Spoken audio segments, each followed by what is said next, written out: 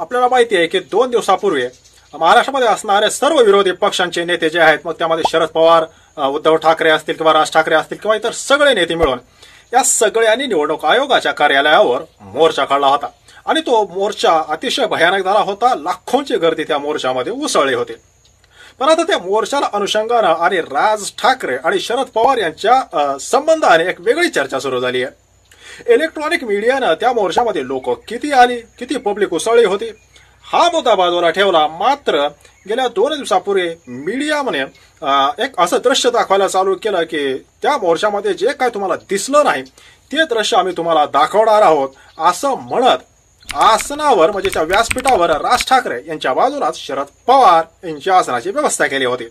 आणि मग ते दोघे जर बसले असताना कसं एकमेकाकडे ते बघत नाहीयेत, कसं त्यांच्या दोघांमध्ये वितुष्ट आहे, कसं ते एकमेकांना बोलत नाहीत, यावर एक तास चर्चा इलेक्ट्रॉनिक मीडियामध्ये केली. आणि त्यानंतर अजितदादा पवार यांच्या गटातील काही जणांनी वेगळी चर्चा सुरू केली आणि ती म्हणजे ज्या राज ठाकरे यांनी शरद पवार यांच्यावर भयानक आणि टोकदारपणे जातीवादी नेता अशी टीका केली, त्यांच्या शेजारी जाऊन तुम्ही कसं काय बसता, तुम्ही इतके मोठे राजकारणी आहात, इतकं तुमचं वजन आहे, असं असताना तुमच्यावर ही वेळ का आली, अशा प्रकारची एक अक्कल शरद पवार यांना शिकवण्याचं काम अजितदादा पवार यांच्याकडून सुरू झालं.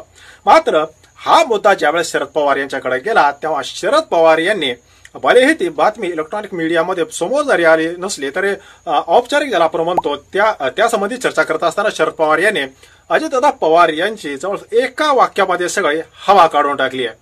कारण अजितदादा पवार याला शरद पवार यांनी एक असं सनसनीत असं उत्तर दिलंय, त्यामुळं अजितदादा पवार यांची संपूर्ण बोलती बंद झाली आहे. आता आपल्याला माहिती आहे की मागच्या 2 वर्षामध्ये आपण बघितलं तर राज ठाकरे यांनी शरद पवार यांना जातीवादी नेता असं म्हणत अतिशय टोकदार टीका केली होती. महाराष्ट्रामध्ये जातीचं राजकारण राष्ट्रवादी काँग्रेस पक्षाच्या स्थापनेनंतरच सुरू झालं अशा प्रकारची घणाघाती टीका त्यांनी शरद पवार यांच्यावर केली होती.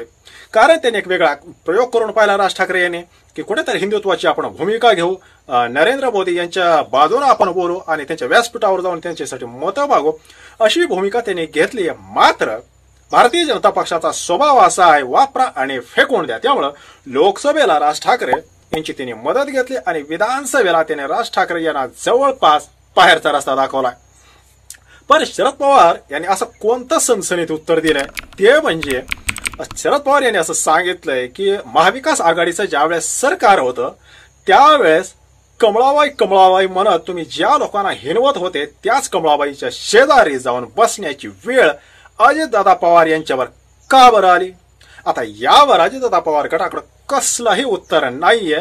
कारण आपल्याला माहितीये कमळाबाई हे नाव राजकारणामध्ये चर्चेत कोणी आणलं, त्याचं नाव आहे अजितदादा पवार. भारतीय जनता पक्षाला अशा प्रकारची उपमा किंवा हिनवण्याचं काम हे अजितदादा पवार यांनीच केलं होतं.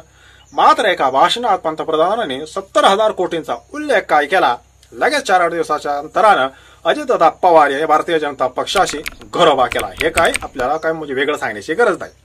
आणि दुसरी महत्वाची गोष्ट म्हणजे 2-3 दिवसापूर्वी ज्या चंद्रकांत पाटील म्हणजे अजितदादा पवार यांच्या भाषेत सांगायचं तर चंपा, होय हे आपण नाही सांगत, चंद्रकांत पाटील यांचा चंपा असा उल्लेख पहिल्यांदा जर कोणी केला असेल तर त्यांचं नाव आहे अजितदादा पवार. चंद्रकांत आणि 5 पाटील. त्यात चंद्रकांत पाटील यांनी शिवसेना ही उद्धव ठाकरे यांची आहे आणि राष्ट्रवादी काँग्रेस पक्ष हा शरद पवार यांचा आहे असं खुलेआमपणे एका जाहीर कार्यक्रमामध्ये त्याने सांगून टाकलं.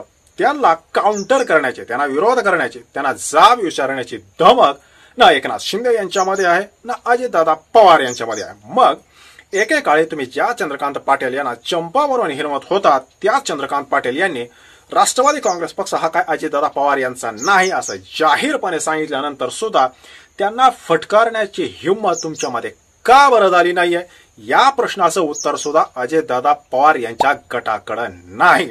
आणि त्यामुळं वेळ जशी बदलेल, वारं जसं बदलेल तशी भूमिका अनेकांनी बदलली आहे. आणि त्यामुळं शरद पवार यांना कुठेतरी अक्कल शिकवण्याच्या भानगडीमध्ये आपल्या बुडाखाली देखील भयानक असा अंधार आहे. हे अजितदादा पवार आणि त्यांची संपूर्ण टीम ही विसरत चालली की काय असा सवाल सुद्धा निर्माण होत आहे. आणि त्यामुळे ज्या वेळेस शरद पवार यांना डिवसण्याचं काम अजितदादा पवार आणि त्यांच्या टीमने केलं त्यावेळेस शरद पवार यांनी सक्रिय राजकारणामध्ये नसताना सुद्धा देखील अगदी एका वाक्यामध्ये प्रत्येक वेळेस त्यांची हवा काढून टाकली. त्यामुळं भारतीय जनता पक्षाशी सलोखा निर्माण करण्यापूर्वी आपण भारतीय जनता पक्षाचे किती थट्टा उडवले. कमळाबाई म्हणत अगदी अमित शहा, नरेंद्र मोदी यांच्यापासून फडणवीस यांची थट्टा देखील आपणच उडवली आहे. त्यांचे प्रदेशाध्यक्ष एकेकाळी असणारे चंद्रकांत पाटील यांची देखील थट्टा आपणच उडवली. आज त्यांच्याच बाजूला जाऊन बसण्याची वेळ आपल्यावर आली. एवढंच नाही, त्यांनी काहीही टीका केली, कशीही टीका केली तरी त्यांना कसलाही जाब विचारण्याची धमक मात्र अजितदादा पवार असतील किंवा एकनाथ शिंदे यांच्या गटामध्ये राहिलेली नाही. त्यामुळं उठसूट उद्धव ठाकरे असतील किंवा शरद पवार यांना अक्कल शिकवण्याच्या भानगडीमध्ये आपल्या खालचा अंधार मात्र हे दोन्हीही गट विसरतायत का? आपल्याला काय वाटतं? कमेंट नक्की करा. व्हिडिओ आवडला असेल तर एक लाईक जरूर करा. धन्यवाद.